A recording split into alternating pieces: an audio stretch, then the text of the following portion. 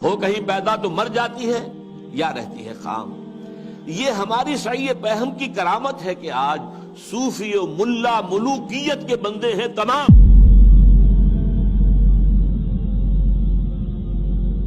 یہ بڑی تلخ بات ہے جو اقبال نے کہی ہے، لیکن بہت بڑی تلخ لیکن حقیقت پر مبنی بات ہے۔ صوفی و ملا ملوکیت کے بندے ہیں تمام۔ خلافت راشدہ کے بعد جو نظام ہمارا چلا ہے اس میں صوفی و ملا، علماء اور صوفیاء، ان کا نظام کیا تھا؟ ملوکیت کو سپورٹ، ایک نیگیٹو سپورٹ ہے۔ خانقاہوں میں بیٹھو، اللہ اللہ کیے جاؤ، ضربیں لگائے جاؤ، یہ کیے جاؤ، اپنا تزکیہ کیے جاؤ، مانجھے جاؤ، اپنے آپ کو رگڑے جاؤ رگڑے جاؤ رگڑے جاؤ رگڑے جاؤ، اسی میں زندگی بتا لو، چھوڑ کر اوروں کی خاطر یہ جہانے بے ثبات۔ اب باہر کیا ہو رہا ہے کیا نہیں ہو رہا ہے اسے کوئی غرض نہیں۔ شیطان ننگا ناچ رہا ہے ناچے، ہمیں سے کیا غرض؟ ہمارے پاس تو آئے ہیں اتنے طالب ہیں، اتنے وہ سالک ہیں، وہ فلاں سالک آج اس مقام پر پہنچ گیا ہے، آج یہ مقامات، یہ سالک مقامات میں کھو گیا اور یہ امت خرافات میں کھو گئی۔ یہ سارا معاملہ جو ہے، اور ملا کا معاملہ کیا ہے؟ دو طرف سے۔ ملا نے سب سے پہلے، ہمارے فقہا نے متغلب کی حکومت کو جائز قرار دیا، یعنی اگر کوئی شخص اپنی قوت کے بل پر آ کر حکومت پر قبضہ کر لے تو جائز، اور حکمران کے خلاف کوئی بغاوت نہیں کر سکتے جب تک کہ وہ تمہیں کفر کا حکم نہ دے۔ کفر کا کائے کو حکم دے گا؟ وہ اپنے عیش بنائے گا، اپنے محل بنائے گا، اپنی رنگ نلیاں کرے گا، اپنے آپ کو کفر کا حکم دینے کی ضرورت کیا ہے؟ یہ تصور ہے جو سنی اسلام کے اندر اس کی رگوں میں چلا گیا اور اس نے سن کر دیا اسلام۔ استثناء اگر ہے تو شیعہ اسلام ہے، وہ تسلیم نہیں کرتے، چاہے کھڑے نہ ہو، مقابلہ نہ کریں، تسلیم نہیں کرتے، ذہناً ریکنسائل نہیں کرتے، نفرت کرتے۔ یہی ان کی پوری تاریخ کے اندر ہے۔ لیکن ہمارے ہاں کیا ہے؟ شیخ الاسلام بن کر بیٹھے ہوئے ہیں۔ استاد نے، امام ابو حنیفہ نے تعاون گوارا نہیں کیا اس ملوکیت کے ساتھ۔ عہدے کی پیشکش کی گئی، قاضی القضات ہو جاؤ گے تم، تمہارا فتویٰ جو ہوگا وہی قانون بن جائے گا۔ ان کا نہیں، ہرگز نہیں۔ جیل کاٹی، مارے کھائیں۔ شاگرد نے، قاضی ابو یوسف، عہدہ قبول کر کے تعاون شروع کر دیا۔ استاد نے کہا تھا مزارعت حرام، جس کی زمینیں خود کاشت کرے۔ شاگرد صاحب نے کچھ تھوڑی سی شرطیں لگا کے مزارعت جائز۔ کیوں؟ ملوکیت کے پاؤں ہوتے ہیں جاگیردار، وہ جیسے کنسلا ایک ہم کہتے ہیں، ایک جانور ہوتا ہے جس کے بہت پاؤں ہوتے ہیں، سینٹی پیڈ اور اس طرح پاؤں، ایسے ہی جاگیرداری کے پاؤں ہوتے ہیں۔ یہ 30 ہزاری منصبدار ہے، یہ 20 ہزاری منصبدار ہے، یہ 10 ہزاری ہے، یہ 5 ہزاری ہے۔ ان پاؤں پر ملوکیت کھڑی ہوتی ہے۔ یورپ میں کیا تھا؟ یہی فیوڈلز، بیرنز، لارڈز، ان کے اوپر بادشاہ۔ لہذا اور آپ نے دے دی بڑی جاگیر، لیکن ایک آدمی کیسے کاشت کرے گا؟ اسے مزارع چاہیے۔ ابو حنیفہ کہہ رہا ہے حرام ہے، کیسے بات بنے گی؟ لیکن نہیں، جواز ہے، یہ شرطیں لگا لو، جواز ہے۔ نمبر 3، اس سے بھی زیادہ تلخ، سود کی بھی ایک گنجائش اسلام میں پیدا کر دی۔ یہ ہماری فقہ، آپ جان لیجئے، فقہ کی بات کر رہا ہوں، کتاب و سنت ہے ہمارا دین اصل۔ ایتونی بشیء من کتاب اللہ و سنت رسولہ حتی اقول، یہ فقہ دین نہیں ہے۔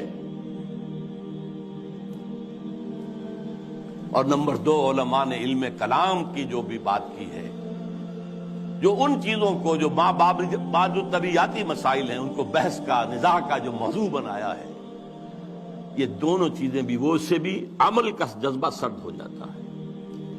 تو یہ پیسیفیکیشن جو ہے، پیسیفائی کر دینا عوام کو، طلب تقدیر ہو جانا، کوئی متغلب ہے تو کوئی بھی ہے بھائی طاقت والا ہے، آ گیا ہے، اب تو ماننا ہے۔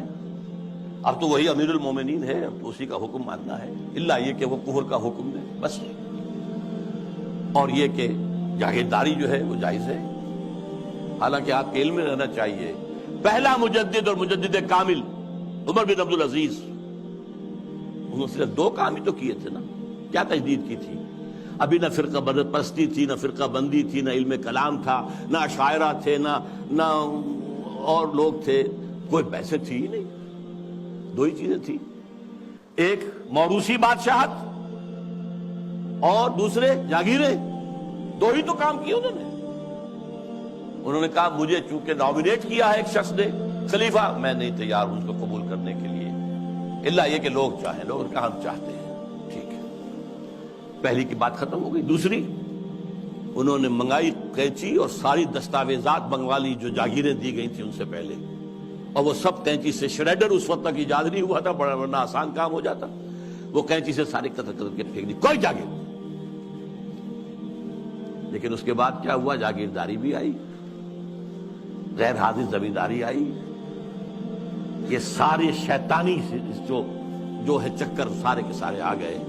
تو فرمایا یہ ہماری سعی پہم کی کرامت ہے کہ آج صوفی و ملا ملوکیت کے بندے ہیں تمام۔ طب مشرق کے لیے موضوع یہی افیون تھی، ورنہ قوالی سے کچھ کم تر نہیں علم کلام۔ قوالی بھی کیا کرتی ہے؟ آپ کے قواعد عملی کو ختم کر کے سر دھنتے رہیے۔ علم کلام بھی یہی کرتا ہے، مسائل، اللہ کی صفات اس کی ذات پر اضافی ہیں یا اس کے ذات کا جز ہیں، صفات حادث ہیں یا قدیم ہیں، اس کائنات کا کیا ہے ربط حادث بالقدیم، یہ کائنات حادث ہے، اللہ کی ذات قدیم ہے، رابطہ کیا ہے ان کا، کیا کنیکشن ہے؟ یہ مسائل جو لا ینحل ہے، یہ اس ماورا اس طبقے سے تعلق ہے تمام کا جن کو حل ممکن نہیں۔ قرآن نے، حدیث نے ان کو چھیڑا ہی نہیں ہے۔ اپنی جگہ مسائل ہے، فلسفے میں بحثیں ہوتی ہیں، گفتگویں ہوتی ہیں، لیکن یہ کہ ان کو موضوع بنا لینا، انہی پر بحثیں ہونا۔ میں صرف تاریخی طور پر آپ کو بتا رہا ہوں، جب ترک قسطنطنیہ کا محاصرہ کیے ہوئے پڑے ہوئے تھے تو آیا صوفیہ جو ان کا سب سے بڑا چرچ تھا، اب بڑی مسجد ہے وہ، وہاں پر مناظرہ ہو رہا تھا کن مسائل پر؟ علماء عیسائیوں کے، ایک سوئی کی نوک پر کتنے فرشتے آ سکتے ہیں؟ حضرت عیسیٰ کی ولادت کے بعد بھی حضرت مریم کنواری رہ گئی یا نہیں؟ اور جو لاسٹ سپر میں روٹی کھائی تھی حضرت عیسیٰ نے، وہ خمیری تھی یا فطیری تھی؟ ان مسائل پر بحثیں ہو رہی ہیں آیا صوفیہ میں، اور وہاں لشکر مسلمانوں کا پڑا ہوا گھیرے ہوئے۔ یہی حال ہمارا ہندوستان میں، انگریز آ چکا ہے، بنگال سے آگے بڑھ رہا ہے، ہماری حکومتیں جو چھوٹے چھوٹے یہ ہیں سلطان بیٹھے ہوئے ہیں، نواب ختم ہو رہے ہیں، اور ہمارے علماء میں سے 2 ٹاپ کے علماء، 2 جن کا میں اس وقت نام نہیں لینا چاہتا، کہیں خامخواہ ایک سوء ظن اشخاص سے نہ ہو جائے، کن مسائل پر گفتگو کر رہے ہیں؟ اللہ جھوٹ بول سکتا ہے یا نہیں؟ آپ کے نہیں بول سکتا تو اس کا مطلب اللہ کل شیء قدیر نہیں ہے، اور بول سکتا ہے تو پھر اس کی وہ شان نہیں رہی باقی تنزیہ۔ اللہ کوئی دوسرا محمد بنانے پر قادر ہے یا نہیں؟ اگر ہے تو اس کا مطلب بے نظیر تو نہ ہوئے محمد صلی اللہ علیہ وسلم۔ یہ مسائل بحثیں ہوتی تھی، بڑے علماء، منطقی علماء اس پر بحث۔ تو یہ ہے طب مشرق کے لیے موضوع یہی افیون تھی، ورنہ قوالی سے کچھ کمتر نہیں علم الکلام۔